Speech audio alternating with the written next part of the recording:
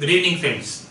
This side Rahul Magan here is Group Chief Executive Officer, Treasury Consulting and also our venture capitalist. Standing today on 14th August, roughly at 5:30 in the morning, we're going to have another video wherein we're going to be talking about the recent deal done by Reliance Industries Limited, wherein they are hiring their O2C, which is oil to chemical business.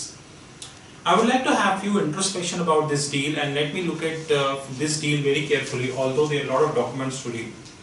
Now, this deal suggests that Reliance Industries Limited is being valued at $75 billion, the oil and chemical unit with an enterprise valuation of $75 billion. I would like to have a little skepticism about this valuation, considering the fact that the tantamount that the total I would say the total basically the debt in the books of the Reliance Industries Limited is 2.88 trillion INR. In page number 5, we have a news that the data at the end of the last fiscal, which is Reliance gross debt as 2.88 trillion, which is 2,88,000 crores. This includes the standalone gross debt of 1,62,000 crores and the balance in the key subsidiaries like Reliance Jio, Reliance Holding USA, Reliance Retail and Independent Media Trust and all these companies. The total cumulative debt in the books of Reliance is 2,88,000 crore. However, if we include the cash and marketable securities of 1,33,000 crore, the net debt accounted for 1,54,000 crores. Now, this is of the last fiscal year, but we need to appreciate that the latest figures nobody have except Reliance, so we don't know. But since they have raised a lot of funding outside India in the recent past, the total has to be greater than 3 lakh crores. According to a report by Credit Suisse, which does suggest that the Reliance Group holding a debt of more than $65 billion.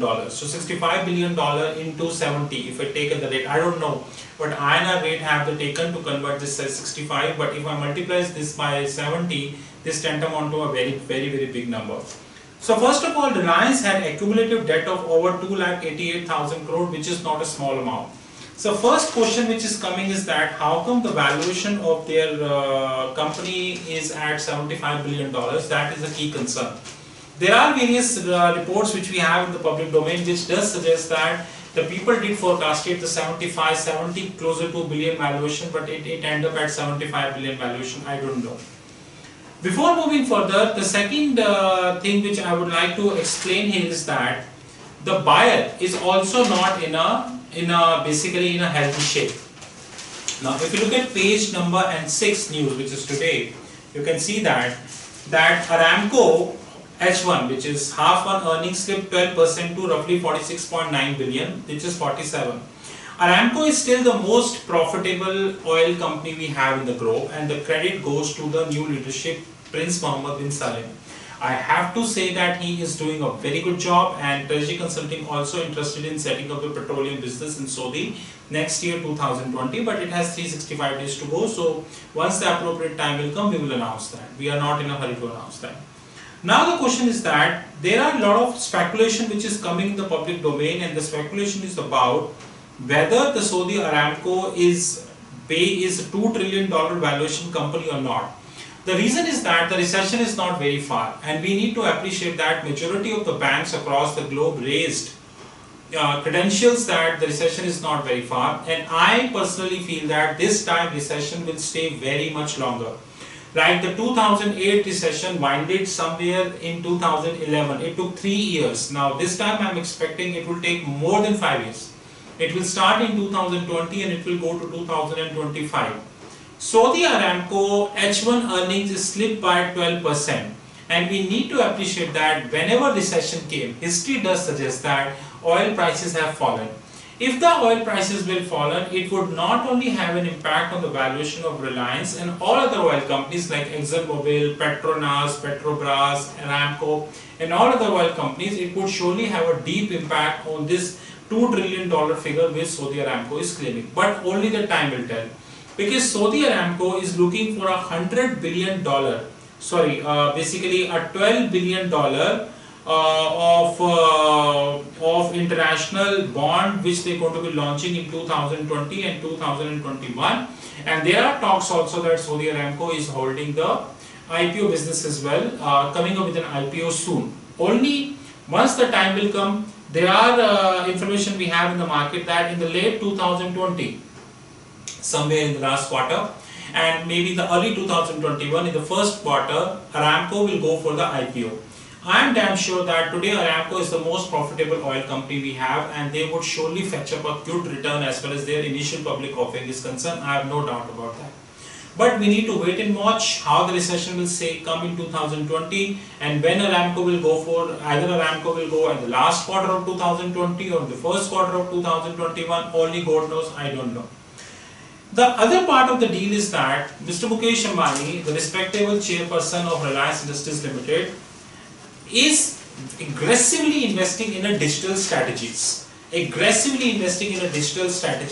especially in the e-commerce business. I think he, I don't know, with due respect, I think he is moving. I in fact do not know whether I call this as a, I have three words actually. I call this as a deleveraging Reliance Industries Limited. I doubt, because Mr. Mukesh Ambani in his 42nd AGM claimed that he wanted to be a zero debt company by March 2021.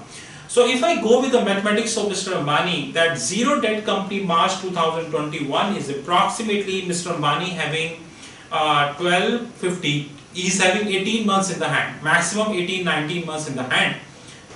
Within 18 months, would he be able to make this company zero debt, and especially when it is sitting at the $65 billion of a debt? $65 billion of a debt is not a small amount, and especially when the recession is on the cards, when your volumes will get dipped, every time when there is a recession, the demand for the oil slips, and the volumes is surely going to get hit. I don't know what is the mathematics behind the Reliance board. I don't know, so no comment. But making Reliance a debt-free company in 2021 by March 2021 is pretty, I would say, a challenging job for Reliance, and it is difficult for the Reliance to get this done. It's not easy, considering that recession is not very far. There is another news in this story is that Reliance is looking for IPO somewhere in 2024, which is Reliance Jio is going for an IPO in 2024. I would like to raise serious credential on this news that Jio, I really doubt whether it's a profitable business now, because I never trust the figures and facts which is in the public domain, because a lot of time the credit ratings given by the credit rating agencies, like in case of infrastructure leasing and financial services, in case of Diwan housing, it went bust. And there are a lot of incidences that had the numbers provided by the financials provided by these companies hold true, we would never have $13 trillion of a non-performing asset in the books. And you can see that 2192, 219290, 2162, the difference is not very wide. This is the total cases we have in the 14 insolvency cases in the courts, 14 insolvency courts, and out of which 42% is coming from manufacturing. I am not saying that. It is the insolvency board which is saying that, or I am not saying that. IBBI, which is saying that, is a data by IBBI. Another important concern which is coming to my mind about Reliance is that Reliance is actually looking to be a software company? Is Reliance is getting digital?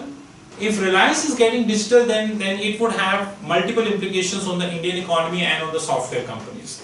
According to my limited knowledge, I always treat this as a limited knowledge because Treasury Consulting is not a TCS, but hopefully soon it would be bigger than TCS. According to my limited knowledge, that if Reliance will come in the software domain, like Reliance already signed a pact with the Microsoft. So let me read the news. It is saying that, now let me read the news. It is nearly it is nearly 33-year-old. If the nearly 30-year-old Mukesh Ambani controlled telecom company Reliance Jio Infocom has crossed 3-year-old crossed 340 million subscriber base. First of all, subscriber base has never been an indicator of the profitability. You can offer a lot of freebies like Paytm, like Swiggy, like Zomato. Zomato claimed that there are several million hits. I don't have a right number which is coming right now. There are several million hits which they are hitting every month as far as the people, those who are booking orders. Paytm also claims that they have so many millions users. But million of users is not a guarantee of the profitability, and we have lots of example. I am happy that they are 340 million customers, but customer is not definitely not a base of the profitability. Now go to the next paragraph immediately in the interest of time. To begin with the 42nd annual meeting AGM annual general meeting speech, Mr. Ambani took the high digital position by underscoring the fact that every conceivable emerging technology trend is present in the geofold. Okay, to be like artificial intelligence, Internet of Things, blockchain, online multiplayer gaming, multi-party video conferencing, augmented reality, virtual reality, or mixed reality (MR). Well, this is the first time I have seen any petroleum company, hardcore petroleum company, hardcore manufacturer is using all these terms. Because I have never seen the big companies like Exxon, the largest petrochemical company of the globe, Aramco, Petronas, Petrobras. If I go with that side, other side of OPEC, the other companies we have in Qatar and all, they have used all these words. If Mr. Ambani looking to be a software company, then I am damn sure that he would be following the path of the predatory pricing, which I think he already did. As far as the news is concerned, Reliance signed 10 years pact with the Microsoft, wherein they would be offering the cloud services of the Microsoft at a very affordable rate to the SMEs, small and medium term enterprises in India. If I'm not mistaken, the rate which is there in the public domain is 1500 rupees per license. 1500 is a pretty small amount in terms of licensing. We need to see this deal very concretely. Reliance is having $65 billion of debt in the books. Halving of this debt by selling 20% business in the oil to chemical, whereby they would be raising $15 billion, and that $15 billion will definitely not come immediately. So Aramco will get an equity stake. There are a lot of issues, and this deal is yet to conclude actually. More apparently, Reliance, this is not the only deal Reliance is doing. Reliance is also doing the deal like they are selling 20% in the oil to chemical business, 40% to Aramco, 49% in the petro retail to British Petroleum, East-West pipeline to Brookfield, telecom towers Invest IT, something like that, to the Brookfield, and the Gulf African petrochemical business to Total. Total is an American entity, and the Marcellus shale gas asset to BKV Chelsea. The total value is approximately 16 to 18, is approximately 21 or something, $22 billion. So you have a debt position of 65, and even if you do all these things, you end up receiving $22 billion. So how can you be zero debt company by 2021? We need to see. Of course, I am watching. Let me see. I have no comments. I am hopeful that Mr. Ambani, being our senior, one of the best industries I have ever seen, the man who grown from nowhere to such a big enterprise, it's definitely be a learning point for all of us to see that how this deal would make Reliance as a zero debt. But at the same point of time, the issue remains open. Jio is offering a lot of freebies in their upcoming broadband business, which includes the unlimited international calling, the 4K TVs. I would say it's what 100 Mbps of connection, and there are so many things which they are offering. Now Reliance done a pact with the Microsoft wherein they are offering 1500 rupees worth of cloud of per license to India. The right details will come soon. My simple question is that you are entering into the software domain, the digital domain, which is very good. World is going to be digital, there is no doubt about that. But at the same point of time, we need to appreciate one fact sincerely, that the profitability in the digital domain is not what you have in the petroleum business. No one in the world can start petroleum business. I am starting petroleum business next year, and it will take 10 years for me to reach to a good level. I am telling you. I would be 36 next year when I would be starting the petroleum business, and I would be 46 when I will see some value in it. So setting up petroleum business is not an easy job. But if you enter into the digital domain, this would surely have an impact on the software companies, and we really need to see this healthy competition. I will treat this as a healthy competition between Reliance and the Indian software companies. Could be the global software companies like Cognizant, Sapient, Accenture, and all these SAP, Oracle, those who are into this domain in India. God knows this healthy competition will create a price war, we don't know. Like when Jio came in, they created a price war, and end result, I think There is a large amount of people in India, those who are using the Jio, they're getting free internet and whatever, all these freebies. But we need to see that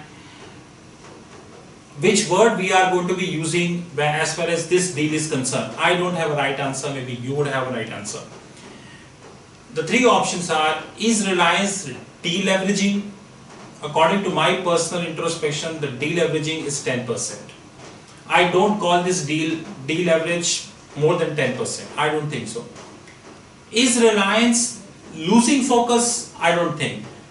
Because as far as I personally know, Mr. Mukesh Ambani is one of the astute business industrialists. The business is in DNA, and Mr. Dhirubhai Ambani did pretty extensive job in Reliance. I don't think Reliance is losing focus. But at the same point of time, the second part of this question will come, is Reliance is defocusing the oil and petroleum business and focusing on the digital business? That question might emerge.